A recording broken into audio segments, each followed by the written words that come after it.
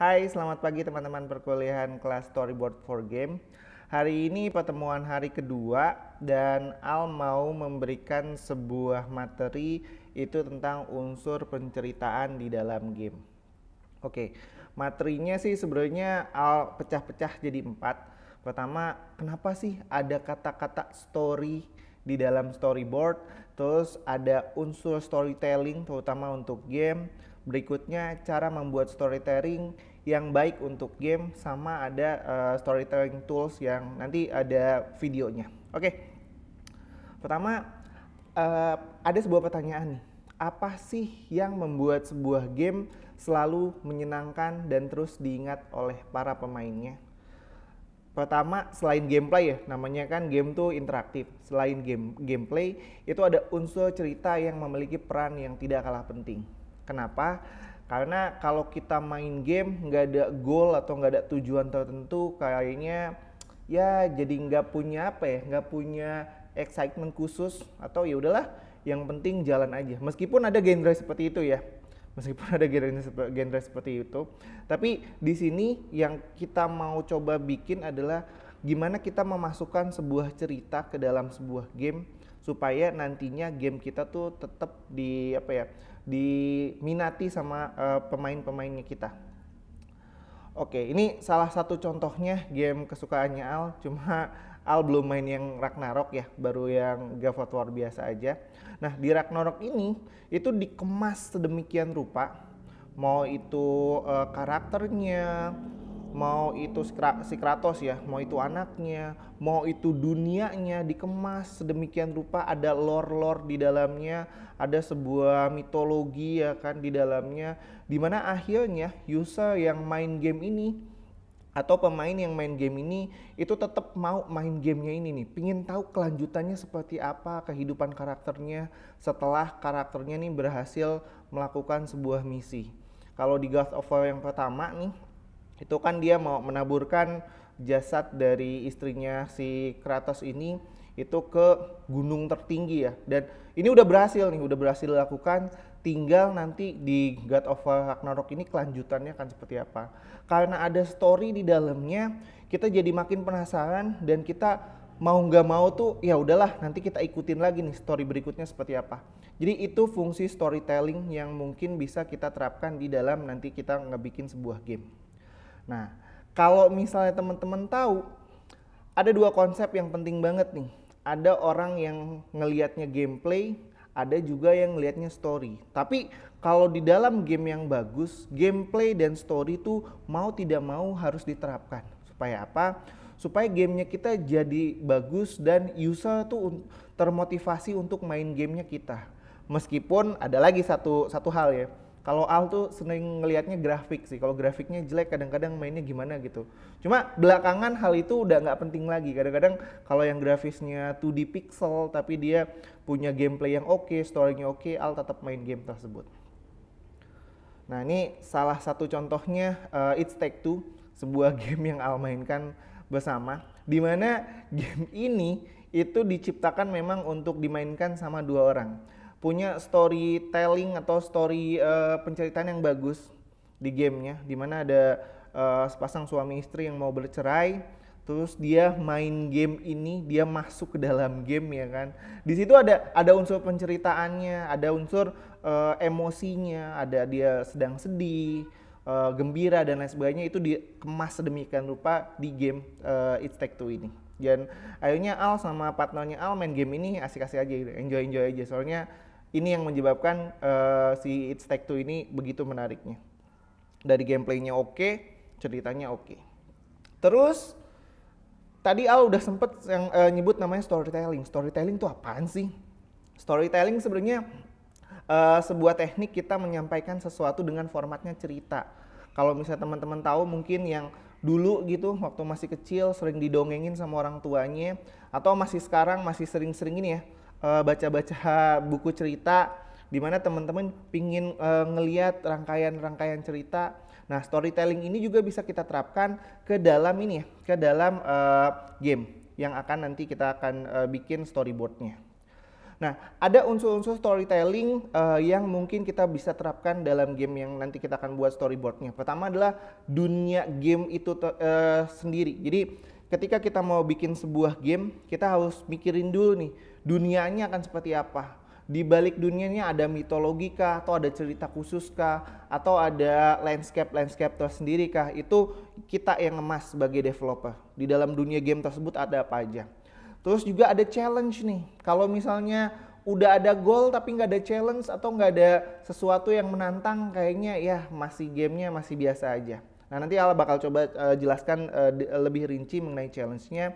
Dan yang ketiga ada yang namanya tension. Tension itu apa? Yang bikin kita tuh tegang, yang bikin tuh kita, ini saya harus berhasil nih menyelesaikan masalah ini. Itu dia tension. Al bakal coba jelaskan. Ini adalah salah satu game favoritnya Al juga, Horizon Forbidden West. Dimana kalau teman-teman lihat ya, game ini tuh punya unsur dunia yang begitu interaktif, dimana dunianya itu punya lore tersendiri atau punya penceritaan sendiri. Ini adalah dunia yang sudah kiamat, dimana makhluk-makhluk yang tadinya tuh makhluk-makhluk yang tadinya dia hanya makhluk biologis, dia tuh menyatu dengan mesin, jadi makhluk-makhluknya tuh robot. Dan ini aja udah menjadi sebuah storytelling yang bagus kalau kita terapkan. Misalnya kalau teman-teman lihat ya, di sini kan dia kayak naik kuda gitu nih, naik kuda atau naik banteng lah ya. Nah, kalau teman-teman lihat, dia bentuk kudanya atau bentuk bantengnya ini itu bentuknya robotik. Itu udah kelihatan nih story-nya kan seperti apa.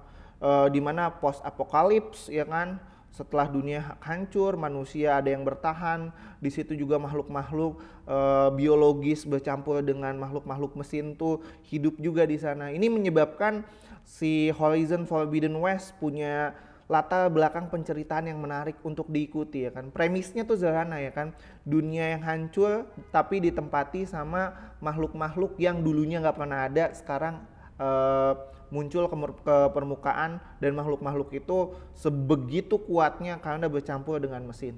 Itu sebuah premis yang luar biasa bagus. Dengan ini aja unsur storytelling kita nih kalau kita masukkan itu akan menarik lagi. Misalnya teman-teman mau bikin sebuah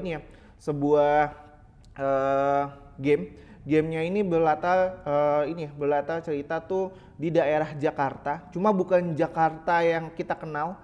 Misalnya alternatif Jakarta, alternatif Jakarta misalnya di Jakarta ini itu terendam banjir misalnya, jadi udah nggak ada tuh mobil-mobil.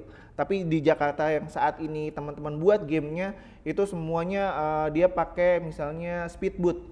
Itu kan udah ada story di dalamnya ya kan, Jakarta tenggelam gitu, tapi kehidupannya masih ada. Orang-orang sekarang kalau misalnya mau jalan atau mau berangkat kerja pakai yang namanya speedboat, atau dia bisa berenang. Di dalam Jakartanya itu mungkin terdapat sampah yang menumpuk, dan itu udah jadi storytelling yang bagus tuh kalau misalnya kita ngebentuk dunianya dulu nih yang kita ceritakan. Berikutnya adalah challenge. Wah, ini gamenya yang sering mainin juga, si GTA 5.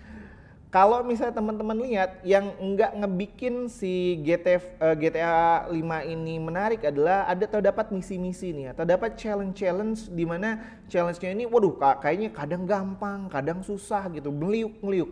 Hal ini yang menyebabkan game GTA 5 ini tidak bosan untuk dimainkan. Bahkan sampai sekarang Al juga tetap main GTA, bukan cuma GTA 5 aja, GTA San Andreas juga Al mainin juga. Soalnya ceritanya juga bagus, world buildingnya bagus, challenge-nya atau misi-misinya menantang. Nah, di sini ada sebuah tools yang biasanya digunakan sama independent games developer. Itu kalau bikin sebuah challenge, kalau bisa tuh jangan terlalu bisa ketebak gitu. Kalau misalnya susah, mungkin sudah seharusnya gamenya bikin susah. Cuma nanti diturunin tensinya biar nggak terlalu susah juga. Artinya apa? Misinya tuh bergelombang, kadang sulit, kadang nggak terlalu sulit. Dan hal ini akan menyebabkan pemain tuh untuk tagihan nih. Aduh, kok susah ya, kok gampang ya. Ketika gampang, si pemainnya tuh diberi rewards gitu. Wah, saya pasti bisa nih. Soalnya di misi ini aja saya selamat gitu, mendapatkan reward yang lumayan bagus. Itu dia kalau misalnya teman-teman mau bikin story penceritaannya di sana ada challenge-challenge yang bisa teman-teman masukkan. Berikutnya ada tension. Wow, ini tension kalau misalnya tension ini apaan nih? Ini yang membuat pemain atau player itu berdebar-debar ketika dia memainkan gamenya kita. Biasanya tension ini dibikin sama kita sebagai seorang game developer itu untuk ngebikin sebuah story yang intens. Wow. Maksudnya apa nih?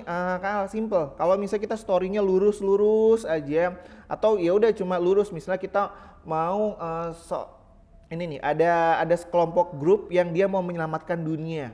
Kayaknya biasa aja gitu. Di dalamnya nggak ada konflik-konflik tersendiri. Nah, tension ini gunanya supaya kita memasukkan konflik di dalamnya.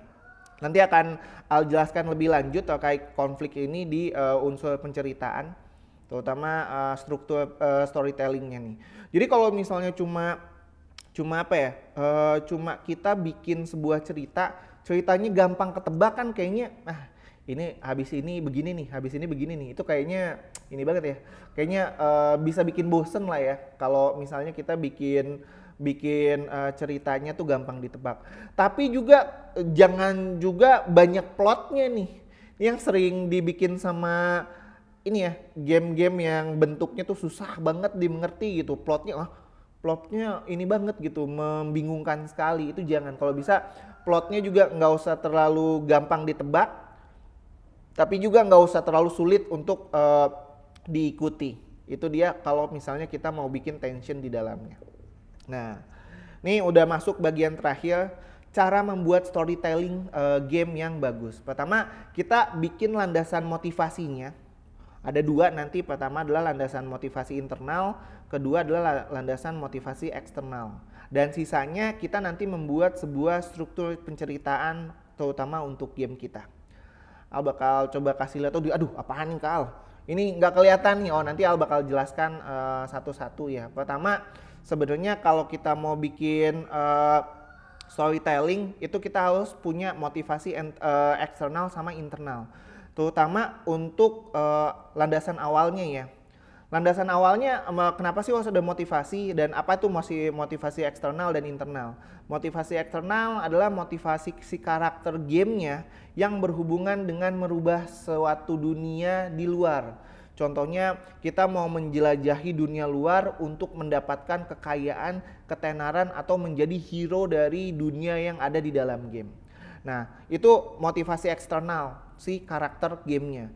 Terus motivasi internalnya apa? Misalnya karena karakternya nih dia lagi ada konflik batin nih. Dia tuh di kampung dia berada misalnya, atau di village dia berada, dia tuh dianggap lemah ya kan. Dia tuh sedih banget, dia tuh marah banget, dia tuh di dalam hatinya, saya juga bisa loh ingin menjadi seorang yang bisa menyelamatkan dunia. Biasanya cerita-cerita di game RPG ya, kalau misalnya teman-teman lihat, khususnya ini ya, tradisional RPG seperti itu. Nah, landasannya udah ada, maka kita akan membedah struktur penceritaannya. Pertama adalah awal mula penceritaan. Ini Al bagi menjadi 0 sampai dengan 100%. Nah, di game 0 sampai 5%, jadi teman-teman bikin story dari awal, asal mula penceritanya seperti apa. Misalnya, kalau Al kan udah masukin contoh di ini ya, di slide-nya. Al mau kasih contoh yang misalnya teman-teman punya sebuah dunia yang tadi Al jelaskan ya, misalnya Jakarta yang sudah tenggelam, dia ada banyak sekali air di masuk daratan, kehidupannya orang-orang Jakarta itu berubah di sana, ada monster-monster juga misalnya yang bisa ditemui di sana, misalnya Jakarta Underwater misalnya. Di game itu, di Jakarta Underwater itu banyak monster-monsternya. Teman-teman kasih tahu kisahnya atau story-nya. Kenapa si Jakarta ini dia terendam air yang begitu banyak, sehingga hero-nya kita yang tinggal di Jakarta yang baru, yang tenggelam, itu dia misalnya berusaha untuk bertahan hidup di dalam Jakartanya. Nah, itu bisa kita sebut dengan yang namanya awal mula penceritaan. Biasanya progression gamenya itu 0 sampai dengan 5%. Nah, dari 5 sampai 25% teman-teman harus memperkenalkan masalah yang ada di dalam gamenya yang dihadapi sama si karakter utama yang kita buat di dalam game. Misalnya nih, Jakarta tenggelam, si karakter utamanya kita itu punya masalah yang dihadapi di dalam dunia game tersebut di Jakarta Underwater. Salah satunya adalah masalah yang paling berkaitan dengan kehidupan dia sehari-hari nih. Dia cari makan susah misalnya. Dia tuh banyak monster-monster di sekitar gitu. Dia harus level up. Dan yang paling penting dari masalah-masalah kecil yang timbul, teman-teman nanti bikin masalah yang besar. Misalnya masalah yang besarnya adalah teman-teman tahu nih kenapa Jakarta tenggelam adalah uang untuk bikin infrastruktur Jakarta sebelum tenggelam itu misalnya dikorupsi. Nah, itu lore besarnya atau story besarnya, masalah besarnya teman-teman jelaskan. Misalnya ada seorang karakter jahat atau bad villain di mana dia tuh mengkorupsi sebagian besar dana untuk membangun kota Jakarta. Akhirnya Jakarta tenggelam gitu, muncul banyak monster dan biome yang bisa teman-teman hadapi misalnya. Di situ nanti teman-teman kasih tahu ya kan siapa orang jahatnya gitu dan kenapa dia tuh harus teman-teman istilahnya taklukkan di dalam cerita gamenya teman-teman. Masalahnya bisa dikenalkan dari progression 5 sampai ke 25%. Dikasih tahu masalahnya seperti apa. Sehabis itu nanti teman-teman bisa dari 25 sampai 50 teman-teman bisa kasih masalah yang dihadapi dengan lebih rinci lagi. Misalnya gimana caranya karakter utama dalam gamenya teman-teman, ya kan? Si orang yang bekerja dan tinggal di Jakarta Underwater, dia tuh pingin mencoba istilahnya menaklukkan si orang yang bikin Jakarta jadi tenggelam. Dia pengen tahu motifnya apa, dia pingin coba istilahnya berkonfrontasi sama si orang ini, si bad villain-nya ini, sampai akhirnya mungkin nanti dia bisa tahu nih masalahnya ini kritis banget nih, harus seperti apa. Nah, disitulah kita mempersulit masalahnya. Jadi dari progression 50 sampai 75 kita persulit masalahnya. Oh ternyata si penjahatnya ini nggak benar-benar jahat nih. Dia pingin sebagian populasi orang-orang Jakarta itu misalnya pindah ke pulau lain gitu. Supaya apa? Di Jakarta tetap dengan orang-orang yang sedikit gitu. Makanya dikasih tahu nih, yang sulitnya adalah misalnya si tokoh penjahat ini ya kan punya punya ikatan darah sama si karakter utama gitu. Masalah jadi sulit nih. Jadi sedikit complicated masalahnya. Dia harus konfrontasi si jagoan utamanya teman-teman ya kan ke orang yang benar-benar jahat di dalam ceritanya game Jakarta Underworld. Nah, sehabis itu 75 sampai dengan 95% di situ teman-teman udah sudah menceritakan tentang masalah yang diselesaikan. Misalnya, oh iya, daripada si si penjahatnya dibunuh, lebih baik kita teman-teman tahu nih bekerja sama misalnya dengan si penjahat big villain-nya ini di akhir gitu sebelum dibunuh, teman-teman karakter utamanya akan berhadapan dengan monster laut yang sangat amat besar di dalam game tersebut ya kan. Masalahnya diselesaikan gitu, misalnya si penjahatnya ini berkorban demi Jakarta yang lebih baik gitu, monsternya mati gitu misalnya, teman-teman sudah bisa menyelesaikan masalahnya. Baik itu masalah dari segi konflik karakter utama, game world buildingnya, sampai dengan teman-teman menyelesaikan masalah yang simple-simple misalnya side missionnya. Nah di situ story ditutup ya kan, ada ending. Sepertinya kalau ending game zaman sekarang tuh nggak dipanjang-panjangin gitu. Teman-teman masalahnya selesai, storynya berakhir, ditutup story gamenya dengan indah dan pendek. Nggak harus panjang-panjang atau dipaksa-paksain gitu. Nah itu yang menyebabkan sebuah game akan terasa lebih menarik lagi untuk teman-teman teman-teman masukkan story-nya di dalam game. Nah, tools-tools yang Al gunakan itu ada sebuah video. Nanti teman-teman untuk hari ini lihat videonya. Nanti tugasnya adalah teman-teman coba bikin story untuk game-nya teman-teman masing-masing. Nah, itu aja pertemuan kali ini teman-teman. Makasih banget udah ikut kelasnya Al. Al akhiri, assalamualaikum warahmatullahi wabarakatuh.